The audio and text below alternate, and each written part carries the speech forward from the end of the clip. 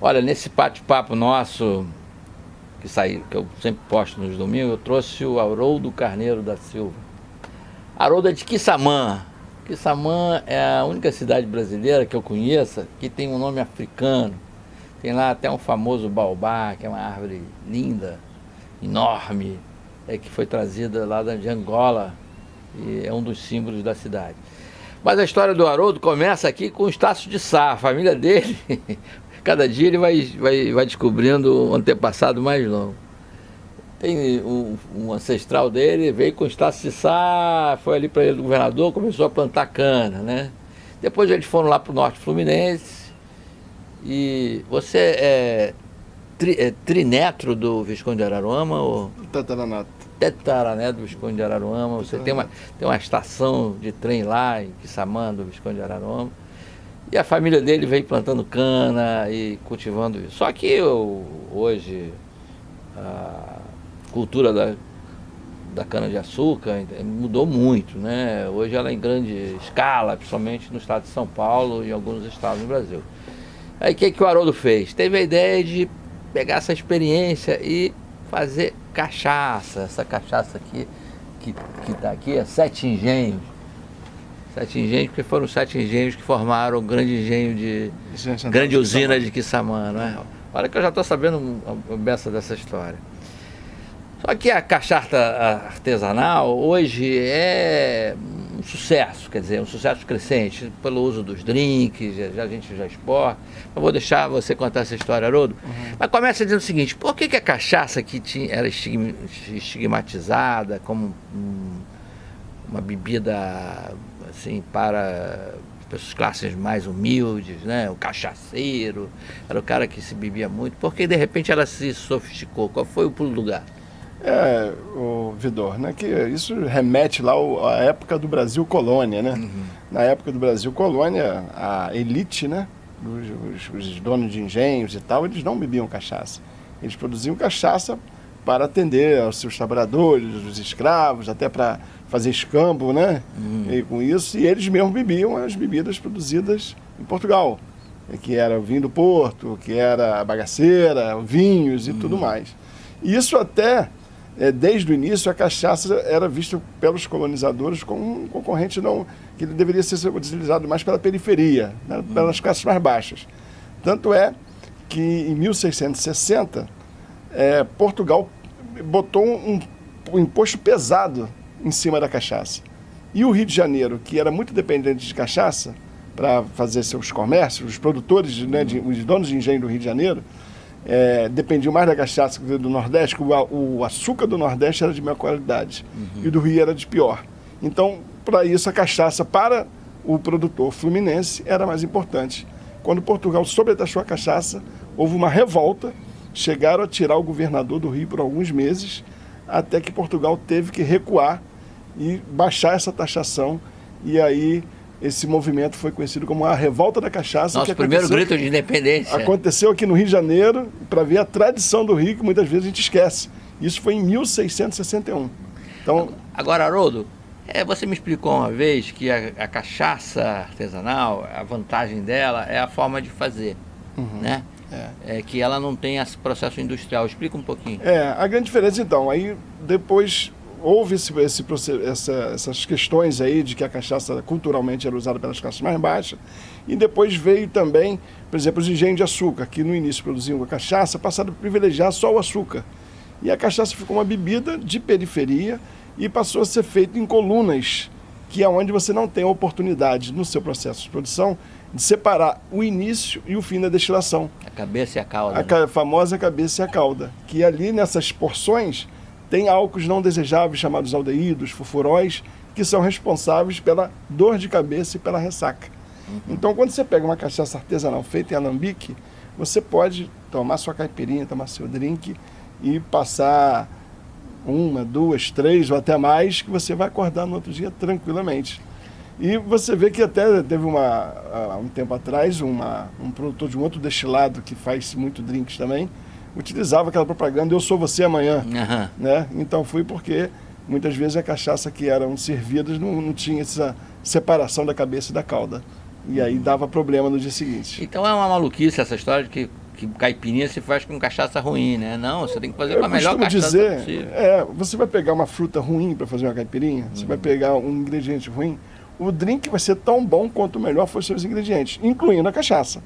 Então hoje a gente tem percebido que, como a cachaça é o único destilado do mundo que tem uma diversidade maravilhosa de madeiras para ela poder ser envelhecida, para ela poder ser armazenada, né?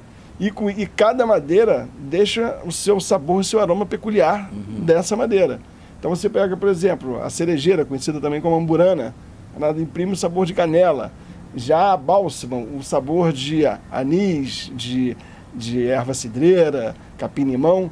E isso, quando você começa a combinar com outros ingredientes, então cada tipo de cachaça combina com algum tipo de fruta, de outros ingredientes, que você vai fazendo drinks maravilhosos. Se você tomar uma caipifruta de abacaxi com uma cachaça branca, né? Ou então com uma cachaça de cerejeira ou amburana, você vai notar o gostinho de canela na caipirinha. Então isso a gente percebe que a cachaça tem essa versatilidade que não tem nos outros destilados, que todos os outros destilados, seja ele rum, conhaque, tequila, whisky, só são envelhecidos no carvalho. E a cachaça não, tem mais de 15 tipos de madeira. Agora, o preço da cachaça artesanal é competitivo? É competitivo pela qualidade da sua bebida. Então você vai ter ali outros destilados, né, com qualidade similar, que vai estar com preço similar da cachaça artesanal. Rum, essas coisas assim. Rum você pega rum, que você tem variações de preços mais baixos e preços elevadíssimos. Cachaça hoje, nós mesmos lá na Sete Engenhos, nós temos uma ampla linha de produtos que varia de acordo com... Você tem cachaça de R$400, né? R$450, que na ocasião, por conta, né, da nossa tradição, a minha família participou da fundação do Rio de Janeiro, junto com o Estácio de Sá, e aí eu apresentei essa ideia, essa história toda para o comitê dos 450 anos, aí eles deram a chancela para a gente produzir a Sete Engenhos Imperial, que foi um blend exclusivo, chancelado. Ainda pelo tem comitê. ou já vendeu tudo? Olha, ainda tem lá cerca de umas 18 garrafas. E aí no final a gente pretende fazer um leilão da número 1. A número 450 a gente vai guardar. Pois é. O Haroldo, você falou dessa tradição de produção de cachaça no Rio de Janeiro, desde o tempo lá da colônia e tal. Mas aí de repente isso ressurgiu no Rio como uma coisa mais de top de linha, né? Vocês criaram uma associação até... Na verdade, essa associação foi criada em 1998, mas ficou um tempo meio que parada. Acho que a partir de 2010 nós fizemos um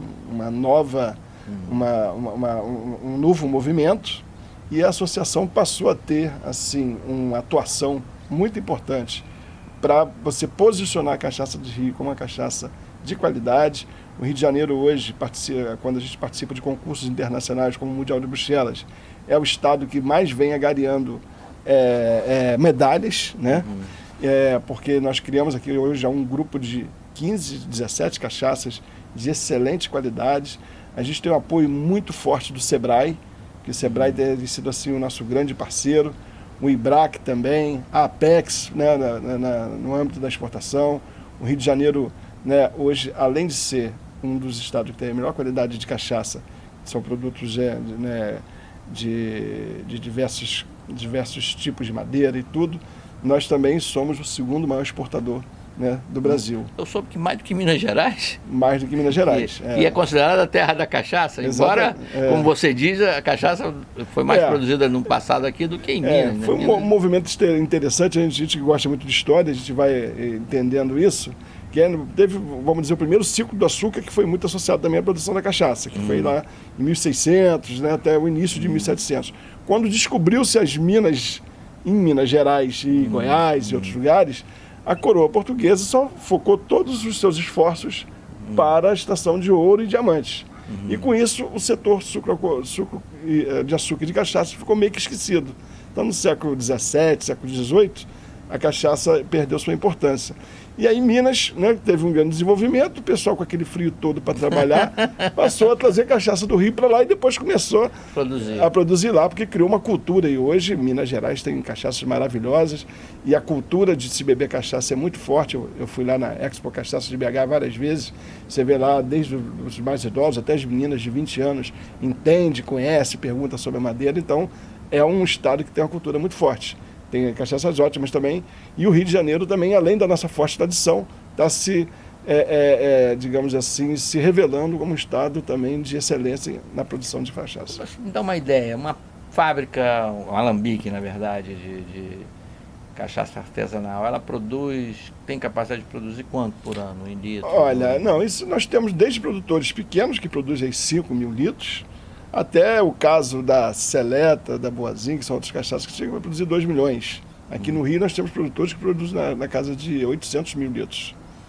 Quem é a Soledade? A Soledade. A Soledade foi botei ali para brigar com a cachaça dele, também pessoal muito bacana. Não, são um dos pioneiros, graças a eles, o Rio de Janeiro teve esse forte Nega Fulô, né, da que foi uma marca que eles venderam até, mas que ainda, eles são os produtores exclusivos da Nega Fulô, né? Eles têm ainda a chancela de estar ali produzindo. Então é um trabalho muito bom e que ajuda a gente a direcionar para... Mas essa cachaça sua chamava São Miguel. Aí, de repente, passou para Sete Engenhos. Por quê? Então, a gente, quando nós demos entrada no registro do NPI, nós pedimos os 2 nomes. São Miguel, porque é o nome da nossa fazenda, né? Eu sou nascido e criado lá, a fazenda que produz cana, açúcar, cachaça desde 1858. E a gente tem um carinho muito especial por isso. Eu botei o nome dela e botei o nome de Sete Engenhos, por conta dos 7 engenhos que tiveram no século XIX em Quissamã, que se uniram para formar o primeiro engenho central do Brasil. Só que o processo do NPI ele demora. Ele levou 3 anos para ver se ele saía o registro ou não. Quando passou esse tempo, eu consegui o registro da Sete Engenhos e não consegui o registro da São Miguel. Que já tinha, apesar de não ser usado esse nome, tem uma pessoa lá no Rio Grande do Sul que patenteou, que registrou esse nome. E aí eu não tinha como eu usar. Coitadinho. Haroldo, fala um pouquinho de Quissamã aqui, que é um município tão pequeno, né? Já foi quase um distrito de Macaé, né? E se tornou independente. Terra do petróleo, né? A Bacia de Campos está ali pertinho, né? E como é que é a vida lá?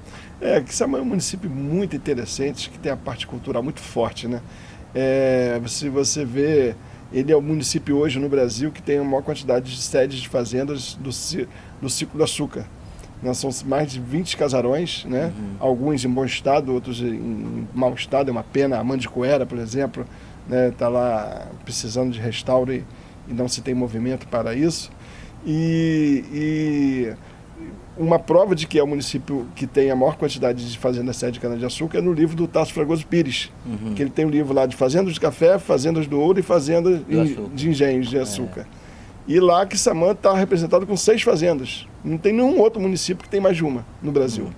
Então ali realmente você percebe que é um lugar diferenciado, assim como tem as fazendas aqui em Valença, Vassouras, Rio das Flores e tudo com seus casarões do café. Quissamã tem do açúcar. E hoje tem lá o Museu Casa Quissamã, que recebe a visitação, que era a residência do Visconde de Araruama. Tem a Fazenda Machadinha, que é um conjunto de senzalas único no Brasil, são únicos habitados pelos afrodescendentes, né, em todo o Brasil. Não existe nenhum caso desse, mantém muito forte a cultura da tradição da gastronomia, da dança, do fado, né? E tem fazendas que recebem para visitação como a nossa. A nossa fazenda recebe para visitar o alambique, conhecer a nossa produção. Tem que reservar? Tem que ligar para a fazenda, pode entrar no nosso site, mandar bota aí o nome engenhosommiguel.com.br, ou então telefonar também, que tem os telefones lá no site, né? Ou ligar, posso até dar logo o número, né? 22 998740225, né? Então, com esse número, as pessoas reservam, visitam o alambique e depois a gente oferece um almoço na fazenda. Muito bacana. Que pode ser um almoço básico, que a gente usa uma receita do século XIX, que é a carne assada da Maria Antonieta. Não é a Maria Antonieta do Napoleão, é a Maria Antonieta Queiroz Matoso, uma antepassada nossa, que fazia uma carne assada com inspiração francesa. E tem também um que a gente faz assim, muito reservado, com antecedência, é um valor mais elevado, que é um almoço harmonizado com caipirinhas. A gente pega diversos pratos, frutos do mar e carnes, harmoniza com caipirinhas de pitanga, de limão galego, de abacaxi, de maracujá. Nossa, o pessoal de sai limão. trocando a perna. Não. O que a gente faz, a pessoa se alimenta bem, as caipirinhas são em doses módicas. Claro. E a caipirinha, Vidor, muita gente não percebe isso, mas ela tem o mesmo teor alcoólico do vinho. Porque a cachaça, ela pura, ela tem 40%, né, de teor alcoólico. O vinho tem 13, 12, 13. Quando você faz a caipirinha, você bota 1/3 de cachaça, 1/3 de gelo, né, e 1/3 de frutas. Então 40 dividido por 3 dá 13. Então é o mesmo teor alcoólico. Poxa, eu fiz essa conta. É. Haroldo, a cultura do açúcar ainda persiste lá? Não? Ainda existe a usina Sapucaia, né? A Coagro, né? Que arrenda, e é de um grande empresário, né? Daqui do Rio de Janeiro, que está inclusive arrendando uma outra usina Paraíso. Então a gente tem visto lá que esse movimento vai assim dar um novo impulso na produção de cana, açúcar e álcool, né, na nossa região norte fluminense. Porque a região nossa chegou a ter 18 usinas. Isso no final dos anos 80. Produzia 10 milhões de toneladas de cana. Atualmente nós temos 2 usinas funcionando agora e produzimos aí 1,5 milhão de toneladas de cana. Então, se você for olhar um gráfico, a ideia que se passa é que essa coisa vai extinguir como extinguiu o café no sul fluminense. Mas o Renato Abreu, junto com o pessoal da Coagro, agora está revitalizando esse setor, né? Está investindo, estão botando tecnologia de ponta e tudo mais. E a gente percebe também que uma coisa interessante, né, que a gente partiu dos pequenos engenhos para os grandes engenhos e agora retoma também, não só nós, como outros produtores na região estão desenvolvendo cachaças de excelente qualidade. Então é um movimento também para você agregar valor à produção. Se a gente não tem condição de competir em economia de escala com São Paulo, Goiás, Paraná, pelo menos em agregando valor à produção da cana, que no caso a cachaça, a gente consegue se manter. Olha aqui, a nossa conversa foi boa, podia ficar aqui a noite toda, já está anoitecendo, vocês estão vendo aqui o Cristo Redentor. Essa paisagem maravilhosa aqui em Botafogo. Vamos degustar um pouquinho aqui de alguma coisa? Só um golinho? Vamos começar aqui pela cerejeira. Vamos tomar a cerejeira. Essa aqui, Vidor, é uma cachaça que nos dá muito orgulho. Aqui, ó, se vocês verem aqui, ela ganhou medalha de ouro no concurso mundial de Bruxelas. Não sei se está dando para ver aí da câmera. E essa cachaça é uma coisa interessante, né? Quando a gente começou a perceber que ela era diferenciada, foi quando... Dá um golinho aí, né? Eu tô trabalhando, não posso... Foi na Expo Cachaça de BH. Quando nós fomos lá... Gente, o cheiro é maravilhoso. Canela, né? Canela, amêndoas. Essa cachaça é maravilhosa, eu sou fã dela. E eu tenho, primeiro, uma história muito interessante, que quando eu era jovem, tinha lá meus 15, 16 anos, a gente ia para uma praia, lá em Carapebus, que não tinha luz. Então não tinha cerveja, porque não tinha... Não tinha gelo, né? Aí a gente bebia uma cachaça que era produzida em Quissamã, lá, Furadense, que já saiu de linha. E era toda ela em cerejeiro. Então isso aqui sempre me remeteu. Ah, que legal. Não, então vamos nós aqui de novo, dar aquela provadinha. Gente, antigamente a gente tomava cachaça, aquele negócio, né? Lembra do Pato Donald naquele vídeo com o Zé Carioca, que os olhos vão pro alto, explode a orelha? Nada disso, aqui desce suavemente, é um prazer, e misturado com esses drinks modernos aí. Haroldo, foi um prazer te receber aqui, nesse nosso estúdio improvisado, na nossa conversa no canal. Vou a Quissamã e vou fazer lá. Mas vamos deixar lá para a época do inverno, que eu gosto mais de... Maio, junho é a época ideal. Prometo você... Vai ser um prazer recebê-lo, vamos fazer um almoço harmonizado com esse Meu amigo, obrigado. Muito obrigado você prazer pela oportunidade. Prestigiar aqui o meu canal. Valeu, estamos juntos aí. Gente, até o próximo domingo.